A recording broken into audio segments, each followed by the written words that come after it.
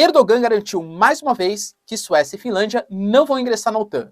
Os Estados Unidos, em contrapartida, que recebeu líderes tanto da Suécia quanto da Finlândia, garantiram que estão cumprindo todos os requisitos e vão entrar sim para a aliança militar. Alguém está mentindo, ou alguém está achando alguma coisa que não vai ser verdade, ou existe alguma coisa por debaixo dos panos. Vamos discutir isso aí no vídeo. Inclusive, Finlândia e Suécia fizeram algumas promessas interessantes, tanto para a Turquia, para tentar amenizar um pouco a situação, quanto para a Rússia também. Óbvio que eles têm medo de uma agressão do país que faz fronteira, principalmente ali com a Finlândia, tá? Pela primeira vez, desde o início dos conflitos, o comandante militar americano se reuniu com o comandante militar da Rússia, e o Bush, ontem, numa declaração, digamos assim, uma gafe internacional, cometeu ali, né, falou algumas verdades meio que a contragosto, inclusive colocando ali o seu posicionamento geopolítico durante o seu mandato. O presidente Bush comandou os Estados Unidos nos anos 2000. Além disso, hoje tivemos uma reunião super importante dos BRICS, Brasil, Rússia, Índia, China e South Africa, que discutiu principalmente questões relacionadas ao comércio mundial, à estabilidade, à paz mundial e à possibilidade de expansão dos BRICS. Pois é, geopoliticamente falando, talvez a Rússia e a China estejam percebendo uma brecha do mundo ocidental e abrindo espaço, tentando angariar novos países parceiros. Será que vai rolar? Além disso, Estados Unidos, Joe Biden indicou uma embaixadora que falou que as eleições brasileiras elas vão acontecer apesar do Bolsonaro. E fez algumas críticas também, hein? Qual o impacto disso na geopolítica brasileira? Se vocês querem entender um pouco mais sobre esses assuntos, e muito mais também sobre geografia, geopolítica, atualidades, política, polêmicas, enfim. Tudo para você se manter sempre bem atualizado. Já se inscreve no canal, deixa seu like, compartilha esse vídeo, que eu, professor Ricardo, conto muito com a sua ajuda. Beleza? Link para o curso completo de Geografia, Geopolítica e Atualidades, para você que é pré-vestibulando, interessado, concurseiro, enfim, que estiver interessado em fazer o curso, na descrição, é baratinho, vocês não vão se arrepender. Tamo junto? E claro, se você quiser contribuir para que eu continue sempre produzindo conteúdos diários aqui para vocês, link na descrição. Cara, seja membro, isso ajuda bastante, tá? Senão só seu engajamento e o seu like já tá mais que sensacional. Tamo junto? Então bora lá pro vídeo, ó. Bom, o vídeo ele começa com uma temática que a gente já discutiu em alguns vídeos passados, então não vou retomar todo o assunto, tá? Se vocês quiserem, só assistir os vídeos passados. Ah, professor, que grosso. Mas é verdade, né? Senão ele fica muito longo, fica muito maçante para quem acompanha aqui diariamente. Mas, basicamente, Finlândia e Suécia desejam o seu ingresso na OTAN, mas a Turquia alega que não pode aceitar os dois países, porque existem membros do PKK. É como se fosse a liderança dos curdos, que estão exilados tanto em Finlândia e Suécia, e inclusive Finlândia e Suécia se negaram a extraditar essas lideranças, tá? É claro que existe muito mais do que isso. A Turquia tem muito medo, por exemplo, que a entrada da Finlândia e da Suécia comprometa a segurança do bloco, e principalmente a Turquia está tentando fazer um meio-campo. O Erdogan, ao mesmo tempo que é um aliado de ocasião do Putin, também, por mais que tenha se afastado nos últimos tempos, é um aliado dos Estados Unidos. Houve algumas rusgas ali, quando a Turquia, por exemplo, aceitou um sistema de defesa aérea da Rússia e não aceitou, por exemplo, e aliás, contrariando, né, os interesses americanos. Aí depois a Turquia quis caças americanos, os Estados Unidos se negou a vender. Então algumas temáticas relacionadas à venda de armamentos também estão na mesa sobre esse momento. Então a Turquia está querendo fazer uma chantagem, é fato. O Erdogan, mais uma vez hoje, anunciou que não vai aceitar os dois países dentro do bloco, mas as duas lideranças hoje de Suécia e Finlândia se reuniram nos Estados Unidos, se reuniram com Biden, inclusive. E desse anúncio saiu o Biden falando que eles estão cumprindo todos os pré-requisitos que são necessários para ingresso da OTAN e que eles vão participar.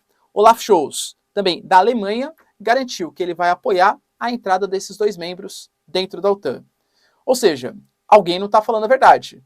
Se bem que os Estados Unidos e a própria Finlândia se dispuseram a discutir com a Turquia. Falar, Turquia, o que você está querendo? Por que você está se negando? Ou seja, a Turquia vai usar isso como chantagem para garantir principalmente a venda de armas e tentar mostrar para a Rússia que, olha, eu tentei conter o ímpeto de ingresso da Finlândia e da Suécia, mas enfim, foi mais forte que eu. São quase 30 membros falando que sim, e só eu, isoladamente, falando que não. Então, muito possivelmente, a Turquia só vai usar isso como benefício próprio. É geopolítica, né? Geopolítica é isso, tá bom? Dentro dessa premissa também, super importante falar que a Suécia e a Finlândia, elas garantiram que elas não têm intenções de colocar tanto bases quanto armas nucleares nas suas fronteiras.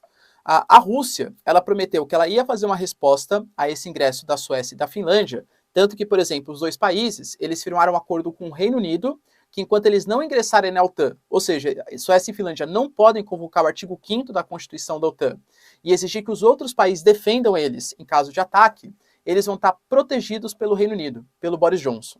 É como se fosse uma questão de segurança aí, né? Mas que a resposta da Rússia dependeria muito de como seria esse ingresso na OTAN. O que a Finlândia e a Suécia estão querendo fazer? Primeiro, são países que sempre adotaram uma certa postura de neutralidade. Pô, de uma hora para outra, bases e armamento nuclear no seu território da OTAN talvez não fosse geopoliticamente a ideia mais esperta. Até porque existe a Rússia bem na área de fronteira. Então isso é um recado para o Putin. Putin, estou entrando, mas de maneira moderada. Você não me ataca, eu não te ataco, não coloco base, não te ameaço, a gente fica mais ou menos nesse 0 a 0. Ou seja, é uma questão de segurança, de soberania nacional. Será que o Putin vai comprar essa ideia? Mesmo com a promessa das lideranças de não instalação de bases e armas nucleares, o Putin não vai querer atacar os territórios? Enfim, deixa nos comentários, quero saber sua opinião. Belezinha? Presidente George W. Bush, filho, dos anos 2000, republicano, ele foi o responsável, ele estava no governo durante o atentado. Vocês podem falar assim no YouTube? Acho que não, né? Enfim, vai ser desmonetizado, mas não tem problema. Eles tiram monetização por causa dessas coisas, tá? Bom, mas teve o atentado e o Bush, ele ficou muito preocupado, por quê? Porque um grupo estrangeiro, que é a Al-Qaeda, atacou. Entende a diferença? Durante a Guerra Fria, pô, alguém me atacou, quem foi? Foi a União Soviética, foi a Rússia. Eu vou lá e ataco os caras. Agora quem me atacou? Foi a Al-Qaeda. Ah, legal. Quem é a Al-Qaeda? Aonde está a Al-Qaeda? Ah, tem no Sudão, tem no Paquistão, tem no Afeganistão, tá espalhado pelo mundo. Então Bush, como resposta, ele criou a doutrina Bush, a guerra ao terror. Ele divide os países em eixo do bem e eixo do mal, e considerava que os países do eixo do mal seriam ameaçados, possibilitados de ocorrer uma intervenção. Invadiu o Afeganistão em 2001, toda a confusão com o Talibã e tal, beleza. E em 2003, não tanto por conta da guerra ao terror, mas com a justificativa que o Saddam Hussein usava armas químicas e biológicas contra os curdos, os Estados Unidos, que sempre defendeu muito os curdos, invadiu o território do Iraque, tirou o Saddam Hussein. E ali começa uma instabilidade política, guerra civil, que aliás permitiu a ascensão do Estado Islâmico. Até conto para vocês de uma maneira mais detalhada no futuro, tá, essa história. Mas teve essa intervenção. No final das contas, não acharam essas armas que tinham sido prometidas, tal, e os Estados Unidos ficou por aí, né? Beleza. Entende como é parecido? A Rússia alega que está querendo ali, ó, combater os biolaboratórios que existem, né, na Ucrânia, e por conta disso tem que fazer uma intervenção. Os Estados Unidos alegava que existiam armas químicas e biológicas e que queria defender os curdos e por conta disso precisava fazer uma intervenção. Galera, os dois invadiram estados soberanos com justificativas que um dos dois lados considera fraquíssimo. Qual a consequência para a Rússia? 10 mil sanções, punições e tal. Qual foi a consequência para os Estados Unidos? Críticas. Mas não houve sanções, não foi expulso de organizações internacionais, não houve condenações, expulsão de jogos esportivos, não teve sanções, não teve nada, né, de prático assim contra os americanos. Então entenda, muita gente fala que, professor, você defende a Rússia. Cara, eu tento analisar a geopolítica de uma maneira não maniqueísta, né? Não existe bonzinho e malvado. Mas é fato que existem dois pesos das medidas. A Rússia está errada? Claro que ela está. Tá? Invadiu um país soberano, isso é fato. Mas a gente condenar tanto as ações assim da Rússia e não condenar o que os Estados Unidos fez na Sérvia, no Iraque, na Líbia, cara, é no mínimo, ou desconhecimento ou hipocrisia. No mínimo, tá? E o Bush, fazendo a declaração, ele foi lá e foi criticar, né, a Rússia. Assim, é um absurdo, invadir um país soberano, papapá, né, a gente está condenando a invasão ao Iraque. Ele falou, opa, não, Iraque não, Ucrânia. Ele que fez a invasão ao Iraque, né? Será que foi um errinho ali que ele fez de maneira proposital para dar aquela cutucadinha na geopolítica americana? Penso que não, né? Eu acho que foi força de hábito. Os Estados Unidos costumam invadir países soberanos, alegando levar a democracia para o território. Bem parecido, mais ou menos, né? Mas há algumas similaridades com o que acontece hoje Rússia e Ucrânia, tá bom? Tivemos hoje também uma importante reunião dos BRICS, inclusive com a participação de uma série de países emergentes. Para vocês terem uma noção, estavam hoje participando da reunião a Argentina, que inclusive se convidou para fazer parte do bloco, tá? Esse é um ponto bem importante. A Argentina está tentando se aproximar de China, Rússia, é mais um país da América para o lado oriental da força, mas também participaram Arábia Saudita, Egito, Indonésia, Emirados Árabes, Nigéria, lideranças locais. E aparentemente, pela declaração da própria China, que é uma das lideranças dos BRICS, essa vai ser a prerrogativa dos BRICS agora. Os BRICS, eles começaram, olha isso, hein, nos anos 2000, uma agência de investimento americana chamada Goldman Sachs recomendou investidores americanos invistam em Brasil, Rússia, Índia e China, que esses são os países do século XXI. Esse acrônimo BRIC significa tijolo. São países que estão edificando o seu crescimento econômico. E eles gostaram dessa denominação. E aí começaram a fazer reuniões periódicas, delimitaram políticas econômicas comuns, até um banco de empréstimos os BRICS fizeram. Convidaram a África do Sul. Posteriormente, né, a China convidou a África do Sul para fazer parte das reuniões, interessado muito, claro, no ouro, no diamante, dos recursos minerais que a África do Sul tem, e aliás que toda a África tem. A China investe muito no continente africano, construindo rodovias, ferrovias, infraestrutura, em troca de endividamento dos países, né, independência econômica e política, e também de minérios mais baratos. A China cresce muito baseado em produção industrial e precisa de matéria-prima que a África tem de sobra, né? Mas os BRICS estão dando uma guinada geopolítica nesse momento. E essa guinada tem muito a ver com a situação do mundo atual. O governo Biden, ele está perdendo a América, discuti isso no vídeo ontem com vocês. O Brasil está desapontado, a Colômbia está desapontada, o México ameaça não participar da Cúpula das Américas, que vai acontecer em Los Angeles, o Brasil ameaça também, tá? Tá perdendo e isso abre espaço para um outro eixo organizacional, o eixo China e Rússia, que vem querendo angariar novos parceiros. A reunião dos BRICS hoje ela rolou muito para discutir a questão da estabilidade econômica mundial, com a China prometendo ajuda para países que estiverem dispostos a fazer isso, debatendo as questões, por exemplo, relacionadas à guerra na Ucrânia, tá?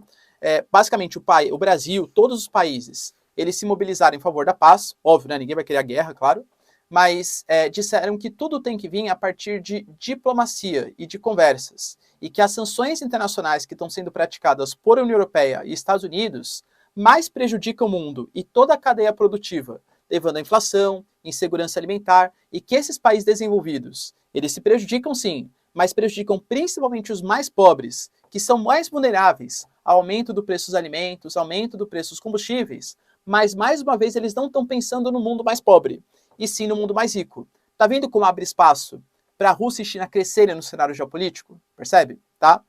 E falaram também de uma retomada da importância da OMC, Organização Mundial do Comércio, que em tese serve para promover o livre comércio. Só que cada vez mais há protecionismo, sanções e tal. Então foi um claro recado contra a União Europeia e Estados Unidos.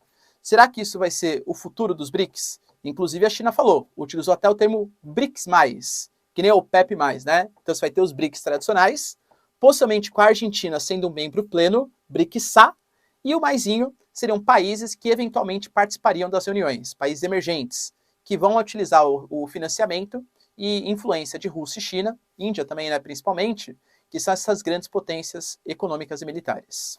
E para finalizar, também o Joe Biden, ele começou a nomear alguns embaixadores, e aqui para o Brasil mandou a Begley, não sei se é exatamente essa pronúncia, e fez algum tipo de sabatina, né, para saber se ela podia ser a embaixadora aqui no Brasil dos Estados Unidos. Dentre outras coisas, óbvio, o que mais transparece, inclusive até um dossiê foi levado para o Biden recentemente, é a questão das eleições brasileiras. A imagem que está sendo passada para o mundo, não concordo, tal, não é essa discussão. Geopolítica é o mundo também da imagem. Não adianta você ser bom, você tem que parecer bom, tá? A imagem que está sendo transpassada para o mundo é que o Brasil é um país que não respeita o meio ambiente, e os dados do INPE, de fato, confirmam isso, né? A gente pega as queimadas do Pantanal, queimadas do Cerrado. Professor, mas é histórico. Professor, enfim, não estou discutindo isso. Mas é um país que não respeita as questões ambientais, e óbvio que os países desenvolvidos vão utilizar isso como justificativa para praticar sanções, bloqueios econômicos. Você acha mesmo que o Macron está pensando na floresta amazônica? É claro que não. Mas ele usa isso como justificativa para bloquear produtos brasileiros para não quebrar seus agricultores nacionais. Isso é meio óbvio, né? Mas, enfim. E também falou sobre as questões da democracia. Tá? Ela falou que o governo Bolsonaro não está disposto não vem fazendo políticas públicas para reduzir o desmatamento na Amazônia, e também falou a respeito da democracia, falando que as eleições brasileiras elas vão acontecer apesar do Bolsonaro.